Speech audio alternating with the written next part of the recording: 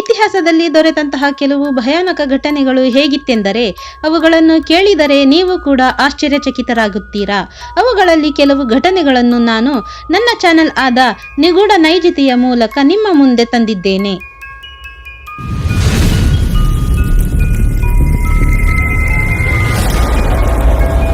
ಮೊದಲನೆಯದಾಗಿ, ಇಟಲಿಯಲ್ಲಿರುವಂತಹ ಒಂದು ಸಣ್ಣ ಐಲ್ಯಾಂಡ್ ಎನಿಸಿಕೊಂಡ ಪೊವೆಗ್ಲಿಯಾವನ್ನು ಐಲ್ಯಾಂಡ್ ಆಫ್ ದಿ ಡೆತ್ ಎಂಬ ಹೆಸರಿನಲ್ಲಿಯೂ ಕೂಡ ಕರೆಯುತ್ತಾರೆ.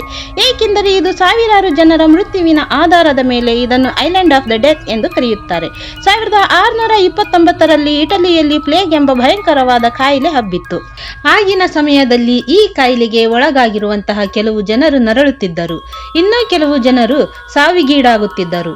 ಅಂತವರನ್ನು ಈ ಐಲ್ಯಾಂಡ್ನಲ್ಲಿ ಕ್ವಾರಂಟೈನ್ ಮಾಡಿ ಇಡಲಾಗಿತ್ತು. ಹೀಗೆ ಮಾಡ್ತಾ ಈ ಐಲ್ಯಾಂಡ್ನಲ್ಲಿ ರೋಗಿಗಳ ಸಂಖ್ಯೆಯು ಎಷ್ಟರ ಮಟ್ಟಿಗೆ ಹೆಚ್ಚಿತ್ತು ಎಂದರೆ ಮತ್ತೆ ಬರುವಂತಹ ರೋಗಿಗಳಿಗೆ ಆ ಐಲ್ಯಾಂಡ್ನಲ್ಲಿ ಜಾಗವೇ ಸಾಲದಾಗಿತ್ತು. ಹಾಗಾಗಿ ಈ ಐಲ್ಯಾಂಡ್ನಲ್ಲಿರುವ ರೋಗಿಗಳಿಗೆ ಜೀವಂತ ದಹನ ಅಂದರೆ ಜೀವ ಇರುವಾಗಲೇ ಅವರನ್ನು ಸುಟ್ಟು ಬಿಡುತ್ತಿದ್ದರು. ಅಂದರೆ ಆ ದ್ವೀಪದಲ್ಲಿ ಅವರ ಸಂಖ್ಯೆಯು 1,60,000ಕ್ಕೂ ಮೀರಿತ್ತು. ಅದರ ಜೊತೆಗೇನೆ ಈ ಕಾಯಿಲೆಗೆ ಒಳಗಾಗಿದ್ದು ಮೃತ್ಯುವಿಗೀಡಾಗಿದ್ದ ಜನರ ದೇಹಗಳನ್ನು ಸಹ ಇದೇ ಐಲ್ಯಾಂಡ್ಗೆ ತಂದು ಬಿಡುತ್ತಿದ್ದರು. ಈ ಎಲ್ಲ ಘಟನೆಯ ನಂತರದಿಂದಲೇ ಈ ಐಲ್ಯಾಂಡ್ ಅನ್ನು ಹಾಂಟೆಡ್ ಎಂದು ಘೋಷಿಸಲಾಯಿತು. ಜನರ ಹೇಳಿಕೆ ಎಂದರೆ ಆ ಸತ್ತಿರುವಂತಹ ಜನರ ಆತ್ಮವು ಈಗಲೂ ಅಂದರೆ ಇವತ್ತಿಗೂ ಆ ಐಲ್ಯಾಂಡ್ನಲ್ಲಿ ಅಲೆದಾಡುತ್ತಿರುತ್ತವೆ ಎಂಬುದು ಅಲ್ಲಿಯ ಜನರ ಹೇಳಿಕೆಯಾಗಿತ್ತು. ಜನರ ಈ ಹೇಳಿಕೆಯನ್ನು ನಿರಾಕರಿಸಿ ಇಟಲಿಯ ಸರ್ಕಾರವು 1922ರಲ್ಲಿ ಈ ಐಲ್ಯಾಂಡ್ನಲ್ಲಿ ಒಂದು ಆಸ್ಪತ್ರೆಯನ್ನು ನಿರ್ಮಿಸಿದರು. ಆದರೆ ಇದರ ನಂತರ ಈ ಆಸ್ಪತ್ರೆಯ ಸ್ಟಾಫ್ಸ್ ಮತ್ತು ಡಾಕ್ಟರ್ಸ್ಗಳು ನಿಗೂಢವಾಗಿ ಮೃತ್ಯುವಿಗೀಡಾದರು. ಜೊತೆಗೆ ಅಲ್ಲಿಯ ಡಾಕ್ಟರ್ಗಳಿಗೆ ಮತ್ತು ಕೆಲಸ ಮಾಡುವಂತಹ ಸ್ಟಾಫ್ಸ್ಗಳಿಗೆ ಹಲವು ಬಾರಿ ಭೂತಿಯ ಆಕ್ಟಿವಿಟಿಗಳು ಕಾಣತೊಡಗಿದವು. ಇವುಗಳನ್ನು ಗಮನಿಸಿ ಆ ಆಸ್ಪತ್ರೆಯನ್ನು ಸಹ ಬಂದ್ ಮಾಡಿದರು ಮತ್ತು ಸರ್ಕಾರವು ಈ ಐಲ್ಯಾಂಡ್ಗೆ ಹೋಗುವುದನ್ನು ಬ್ಯಾನ್ ಸಹ ಮಾಡಿದರು. ಎರಡನೆಯದಾಗಿ, 1985ರಲ್ಲಿ ಇಟಲಿಯ ಒಬ್ಬ ಫೇಮಸ್ ಪೇಂಟರ್ ಎನಿಸಿಕೊಂಡಿದ್ದ ಜಿಯೋವಾನಿ ಬ್ರಾಗುಲಿನ್ ರವರು ಒಂದು ಅಳುವ ಮಗುವಿನ ಪೇಂಟಿಂಗ್ ಮಾಡಿದ್ದರು. ಅದು ನೋಡ್ತಾ ಎಷ್ಟು ಹೆಸರುವಾಸಿಯಾಗಿತ್ತು ಎಂದರೆ ಈ ಪೇಂಟಿಂಗ್ನ 50,000 ಕಾಪಿ ಮಾಡಲಾಗಿತ್ತು.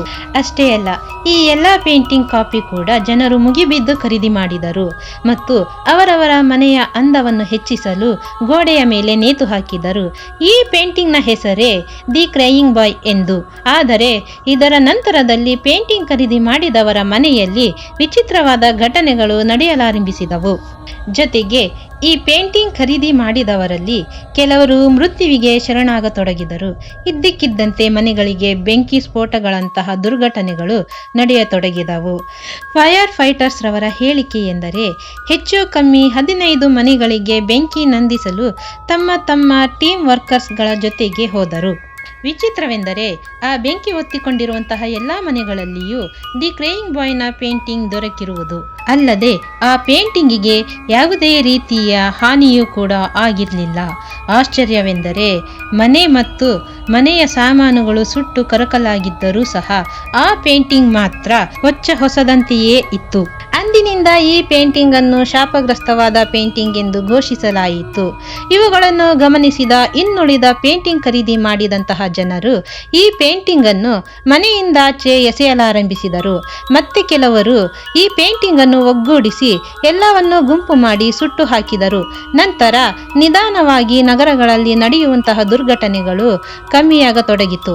ವೀಕ್ಷಕರೇ, ಈ ವಿಡಿಯೋದ ಬಗ್ಗೆ ನಿಮ್ಮ ಅನಿಸಿಕೆಯನ್ನು ಕಮೆಂಟ್ ಮಾಡಿ, ಲೈಕ್, ಶೇರ್, ಸಬ್ಸ್ಕ್ರೈಬ್ ಮಾಡಿ ಹಾಗೂ ಪಕ್ಕದಲ್ಲಿರುವ ಬೆಲ್ ಬಟನ್ ಕೂಡ ಒತ್ತಿ.